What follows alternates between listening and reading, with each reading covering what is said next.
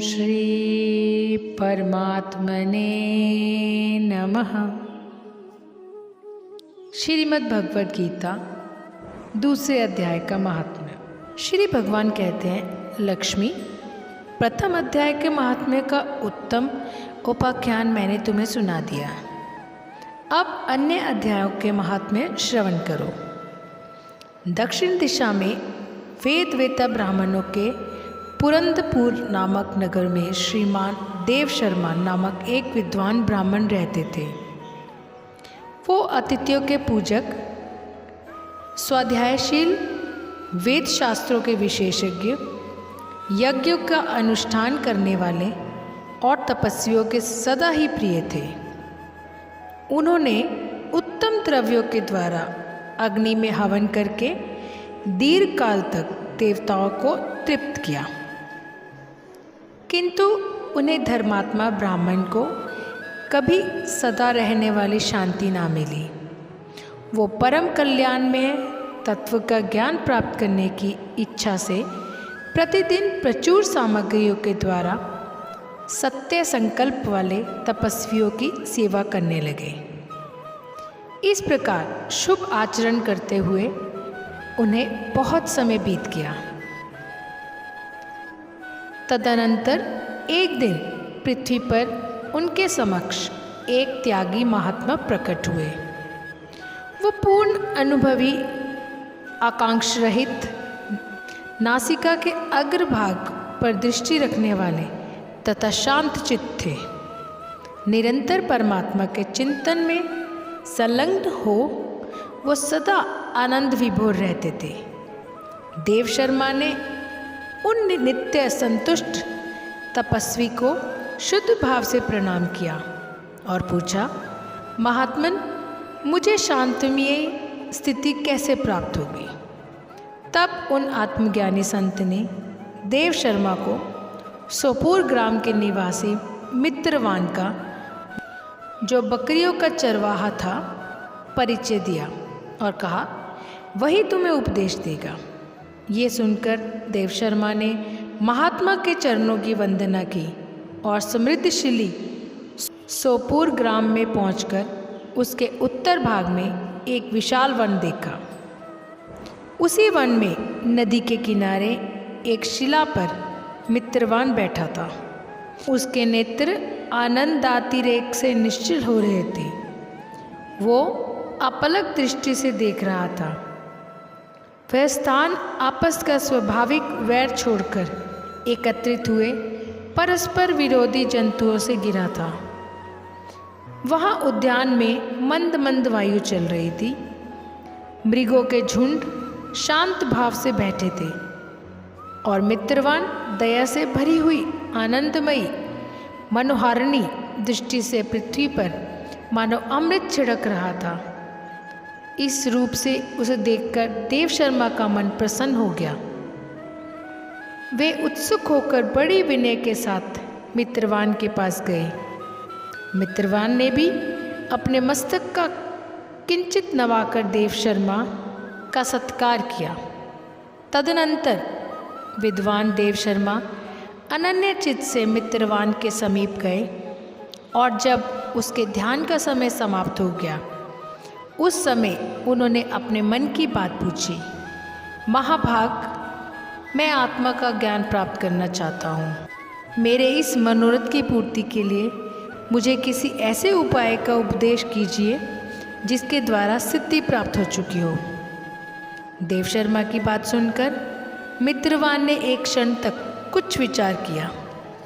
उसके बाद इस प्रकार कहा, विद्वान, एक समय की बात है, मैं वन के भीतर बकरियों की रक्षा कर रहा था। इतने में ही एक भयंकर व्याघ्र पर मेरी दृष्टि पड़ी, जो मानो सबको ग्रस लेना चाहता था। मैं मृत्यु से डरता था, इसलिए व्याघ्र को आते देख बकरियों के झुंड को आगे करके वहाँ से भाग चला। किंतु एक बकरी तुरंत ही सारा भय छोड़कर नदी के किनारे उस बाग के पास बेरोक टोक चली गई। फिर तो व्याघ्र भी द्वेष छोड़कर चुपचाप खड़ा हो गया। उसे इस अवस्था में देखकर बकरी बोली, व्याघ्र, तुम्हें तो अभिष्ट भोजन प्राप्त हुआ है, मेरे शरीर से मांस निकालकर प्रेम पूर्वक खा लो। तुम इतनी देर से खड़े क्यों हो? तुम्हारे मन में मुझे खाने का विचार क्यों नहीं हो रहा है? व्याघ्र बोला, बकरी, इस स्थान पर आते ही मेरे मन से द्वेष का भाव निकल गया, भूख प्यास भी मिट गई, इसलिए पास आने पर भी अब मैं तुझे खाना नहीं चाहता। व्याघ्र के यूँ कहने पर बकरी बोली, न जाने मैं कैसे निर्भय हो गई हूँ, इसमें क्या कारण हो सकता है? यदि तुम जानते हो तो बताओ। ये सुनकर व्याघ्र ने कहा, मैं भी नहीं जानता, चलो सामने खड़े हुए इन महापुरुष से पूछते। ऐसा निश्चय करके वो दोनों वहाँ से चल दिए। उन दोनों के स्वभाव में ये विचित्र परिवर्तन देखकर मैं बहुत विस्मय में पड़ा था। इतने में ही उन्होंने मुझसे ही आकर प्रश्न किया। वहाँ वृक्ष की शाखा पर एक वानरराज था। उन दोनों के साथ मैंने भी वानरराज से पूछा। विप्रवर, मेरे पूछने पर वानरराज ने आदरपूर्वक कहा, अजापाल सुनो, इस विषय में मैं तुम्हें प्राचीन वृत्तांत सुनाता हूँ। ये सामने वन के भीतर जो बहुत बड़ा मंदिर है, उसकी ओर देखो। इसमें ब्रह्मा जी का स्थापित किया हुआ एक शिवलिंग है। पूर्व काल में यहाँ सुकर्मा नामक एक बुद्धिमान महात्मा रहते थे, जो तपस्या में संलग्न होकर इस मंदिर में उपासना करते थे। वो वन में से फूलों का संग्रह कर लाते और नदी के जल से पूजनीय भगवान शंकर को स्नान कराकर उन्हीं से उनकी पूजा किया करते थे। इस प्रकार आराधना का कार्य करते हुए सुकर्मा यहाँ निवास करते थे। बहुत समय के बाद उनके समीप किसी अतिथि का आगमन हुआ। सुकर्मा ने भोजन के लिए फल लाकर अतिथि को अर्पण किया और कहा, विद्वन, मैं केवल तत्व ज्ञान की इच्छा से भगवान शंकर की आराधना करता हूँ। आज इस आराधना का फल परिपक्व होकर मुझे मिल गया, क्योंकि इस समय आप जैसे महापुरुष ने मुझ पर अनुग्रह किया है। सुकर्मा के ये मधुर वचन सुनकर तपस्या के घनी महात्मा अतिथि को बड़ी प्रसन्नता हुई।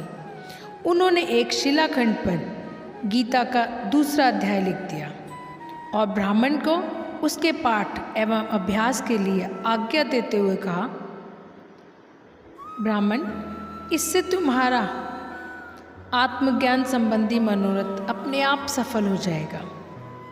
यो कहकर वे बुद्धिमान तपस्वी सुकर्मा के सामने उनके देखते देखते ही अंतर्ध्यान हो गए।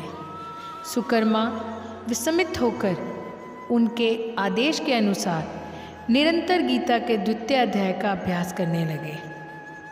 तदनंतर दीर्घ काल के पश्चात अंतःकरण शुद्ध होकर उन्हें आत्मज्ञान की प्राप्ति हुई। फिर वे जहाँ जहाँ गए वहाँ वहाँ का तपोवन शांत हो गया।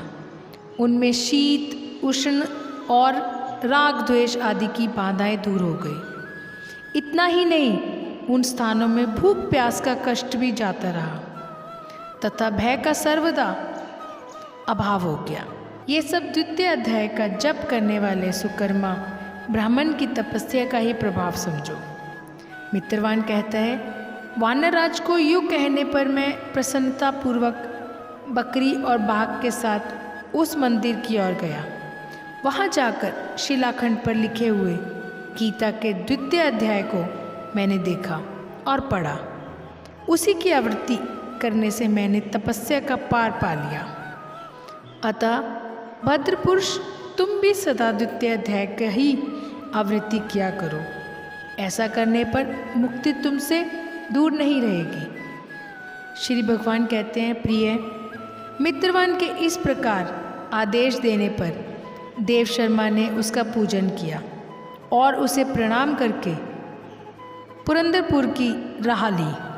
वहाँ किसी देवालय में पूर्वोक्त आत्मज्ञानी महात्मा को पाकर उन्होंने ये सारा वृत्तांत निवेदन किया और सबसे पहले उन्हीं से द्वितीय अध्याय को पढ़ा। उनसे उपदेश पाकर शुद्ध अंतःकरण वाले देवशर्मा प्रतिदिन बड़ी श्रद्धा से द्वितीय अध्याय का पाठ करने लगे। तब से उन्होंने अनवज्ञ प्रशंसा के योग्य परम पद को प्राप्त कर लिया। लक्ष्मी ये द्वितीय अध्याय का उपख्यान कहा गया है।